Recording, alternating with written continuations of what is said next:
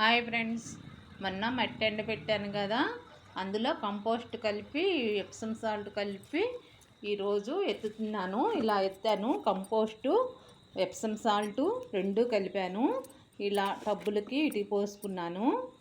నా దగ్గర మిరపనారు కొంచెం ఉంది, ఒక 5 కుండీలకి అయితే మిరపనారు వేస్తున్నాను ఫ్రెండ్స్.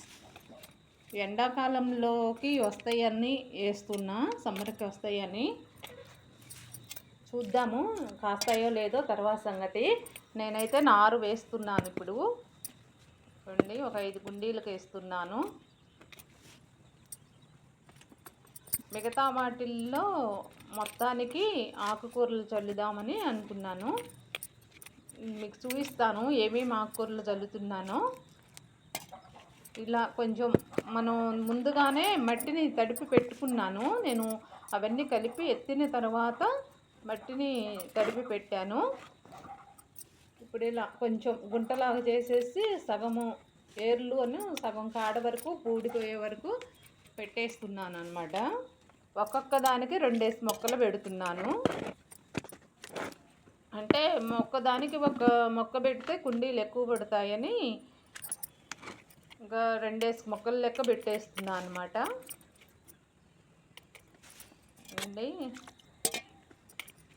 ఇలా పెట్టి అందులో మొక్క పెట్టి గట్టిగా నొక్కేసిన తర్వాత వాటర్ పోయాలన్నమాట. ముందు పొడి ఆ మట్టిని తడి గుంటలాగా చేసేసి మొక్క పెట్టేసి గట్టిగా నొక్కేసేయాలి. నొక్కేసి ఇలా వాటర్ పోసేయాలన్నమాట. అప్పుడు మంచిగా వెంటనే బతుకుతాయి అవి, వేరు గాలి పోసుకోకుండా ఉంటుందన్నమాట. అప్పుడు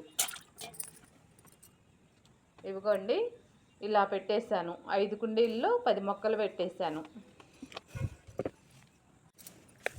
ఇప్పుడు వీటిల్లో ఆకుకూరలు చల్లుతానండి. ఒక్కొక్క దాంట్లో ఒక్కొక్క ఆకుకూరలు మీకు చూపిస్తాను ఇప్పుడు ఎందులో ఏం చల్లుతాను అనేది. ఇవి కొత్తిమీర కట్ చేసి ఎండబెట్టాను కదా, ఆ చెత్త అంతా కనిపిస్తుంది. ఇలా ఎందుకు గీస్తున్నానంటే కొత్తిమీరని ఇలా లైన్లుగా ఒక దాంట్లో చల్లి ఒక దాంట్లో మామూలుగా చల్లుదామని అలా గీస్తున్నాను.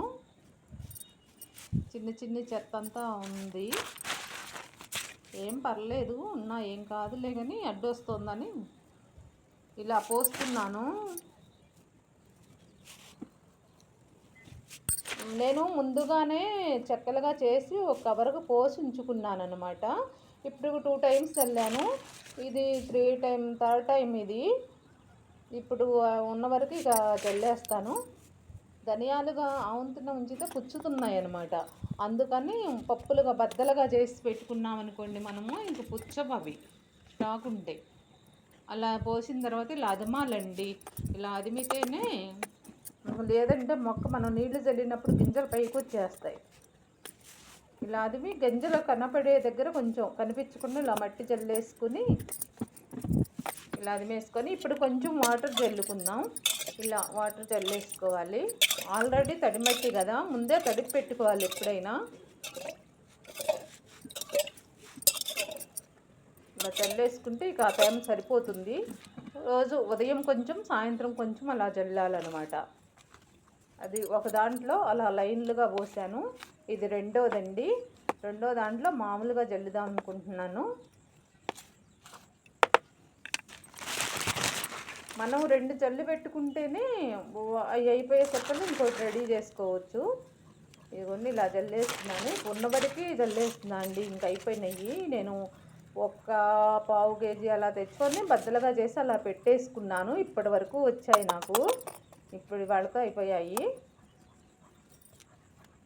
దీన్ని కూడా ఇలా అదిమి పైన పొడిమట్టి చల్లేయాలండి. దీనికి వేరేగా మనం ఫస్ట్ చల్లేటప్పుడే వేరేగా కొంచెం పొడిమట్టి పెట్టుకోవాలి. పెట్టుకొని అలా చల్లి విత్తనాలు పప్పులు కనపడకుండా ఉండే వరకు చల్లుకోవాలన్నమాట. మళ్ళీ అలా కొంచెం ఫ్రెష్ అలా కొంచెం ఫ్రెష్ చేయాలండి. ఇలా ఇప్పుడు వాటర్ జల్లేసుకుంటే మనం నీళ్లు జల్లుతున్నా కానీ ఈ పైకి లేసి రాకుండా ఉంటాయి అన్నమాట. అవి మనము కావాలంటే ఈ పట్టాలు ముతక పట్టాలు ఉంటాయి కదండి, అవి కూడా కప్పుకోవచ్చు. అవి కప్పుకుంటే ఇంకా బాగా వస్తాయి, కానీ అంత అవసరం ఏం లేదు, అయినా వస్తాయి, ఇలా అయినా వస్తాయి.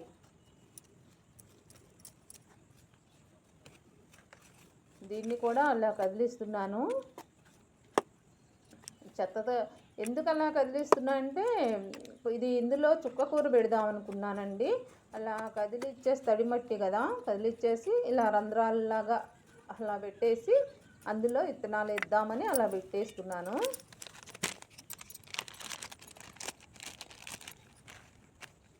ఇవిగోండి చుక్కకూర విత్తనాలు ఇలా ఉంటాయి.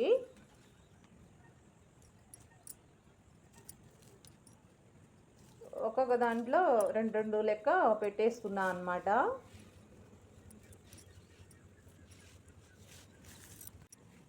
అలా పెట్టేశాను. మిగిలినవి కొంచెం పైన జల్లేస్తున్నాను. కొంచెం పలసగా అలా మరీ ఎడవెడముగా లేకుండా ఉండటం కోసం కొంచెం పలసగా లైట్గా చల్లాను. ఇప్పుడు పైన పొడిమట్టి వేస్తున్నానండి.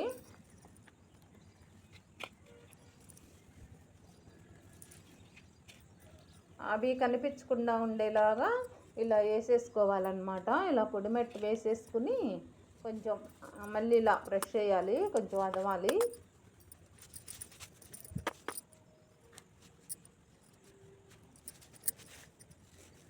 అలా కనిపించిన దగ్గర ఇలా లోపలికి అనేసుకుంటే ఆ విత్తనాలు లోపలికి వెళ్ళిపోతాయి.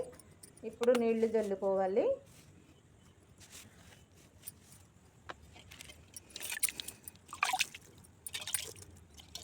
ప్రతి మొలిసే వరకు ఉదయము సాయంత్రము ఇలా చిన్నగా లైట్గా చల్లుకోవాలండి, ఎత్తిపోయకూడదు. ఇలా లైట్గా చల్లుకోవాలి.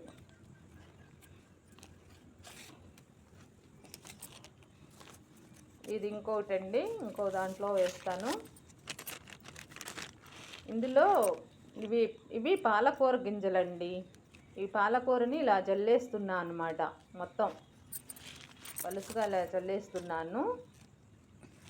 ఆల్రెడీ మన దగ్గర ఉంది పాలకూర, ఇప్పుడు రెడీగానే ఉంది కటింగ్కి. అయితే సమ్మర్లో రావటం కోసం ఇప్పుడు ఇలా జల్లుతున్నా అన్నమాట. ఇప్పుడు మన దగ్గర ఉన్నదాన్ని కట్ చేసేసి మళ్ళీ కంపోస్ట్ కనుక చల్లామనుకోండి, చల్లి కొంచెం ఎప్సమ్ సాల్ట్ కూడా చల్లేస్తే వాటర్ ఇస్తుంటే ఇంక చక్కగా నల్లగా వచ్చేస్తుందండి. ఎప్సమ్ సాల్ట్ చల్లడం వల్ల బ్లాక్గా వస్తాయండి బాగా. అయిపోయిందండి ఇది కూడా. ఇందులో పాలకూర వేసాను, ఒక దాంట్లో చుక్కకూర వేసాను, రెండిట్లో కొత్తిమీర వేసాను, ఒక దాంట్లో చుక్కకూర వేసాను, ఒక దాంట్లో పాలకూర వేసాను.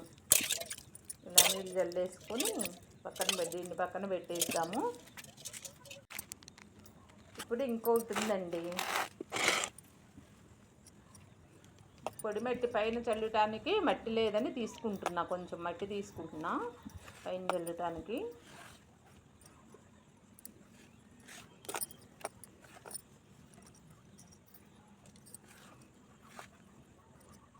నా దగ్గర స్టాక్ మట్టి లేక ఇలా ఎండబెట్టి దాన్నే మళ్ళీ వాడుతుంది. అదే స్టాక్ మట్టి ఉంటే దీన్ని పక్కన పెట్టేసుకొని దాన్ని పెట్టుకోవచ్చు.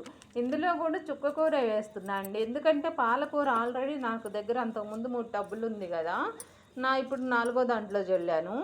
ఇప్పుడు చుక్కకూర అసలు లేదు, అందుకని ఇప్పుడు రెండిట్లో చుక్కకూర వేసుకుంటున్నాను అనమాట. ఈ ప్యాకెట్ అయిపోయిందండి, కొత్త ప్యాకెట్ తీస్తున్నాను. ఇవి నేను అప్పుడే స్టార్టింగ్లో విత్తనాలు అమ్ముతారు కదా బండ్ల మీద, వాళ్ళ దగ్గర ఎక్కువగా తీసుకొని అట్టి పెట్టుకున్నాను అనమాట. అవి ఇప్పటి వరకు వచ్చాయి. ఇంకే ఉన్న వరకు జల్లేస్తానండి, ఇంకేం ఉంచను. ఆకుకూర విత్తనాలు జల్లేస్తున్నాను. ఇంకా అలా జల్లేస్తున్నా అనమాట. చూద్దాం ఎంతవరకు మొలకలు వస్తాయో మీకు చూపిస్తాను నేను తర్వాత.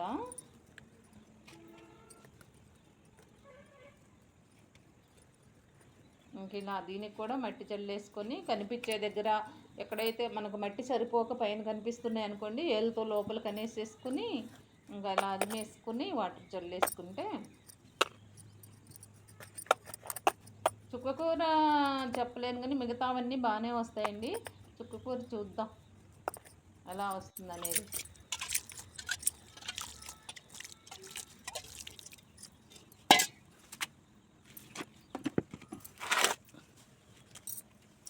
అయిపోయినాయండి వీటితోటి. ఇప్పుడు రెండిట్లో కొత్తిమీర, రెండిట్లో చుక్కకూర, ఒక దాంట్లో పాలకూర అండి. ఇంతవరకు చల్లాను. ఈ మిరప మొక్కలు వేయగా ఇంకా చిన్న కుండీలు ఉన్నాయండి, ఒక 2-3 కుండీలు. అవి 5 వేసాను కదా.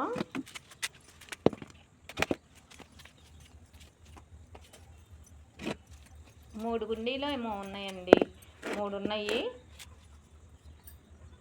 వీటిల్లో చూద్దాం, ఇక్కడ చిక్కుడు విత్తనాలు ఏమన్నా ఉన్నాయి, చిక్కుడుకాయ చెట్లు ఉన్నాయి.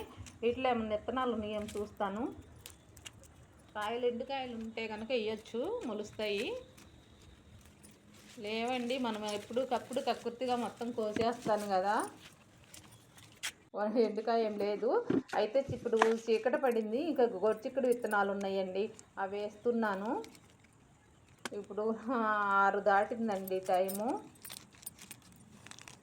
చీకటి పడిపోయింది. ఇంకా ఇవి ఉన్న వరకు గోరుచిక్కుడు ఎన్ని వస్తాయో తెలియదు కదా మొలకలు, అందుకని కొంచెం ఎక్కువగానే పెట్టేస్తున్నాను. గోరుచిక్కుడు విత్తనాలు పెట్టేస్తున్నాను అన్నమాట. ఎలా వస్తాయో చూస్తాండి. ఈ మొలకలు వచ్చిన తర్వాత మీకు వీడియో పెడతాను. మళ్ళీ లైక్ చేయండి, సబ్స్క్రైబ్ చేయండి, షేర్ చేయండి.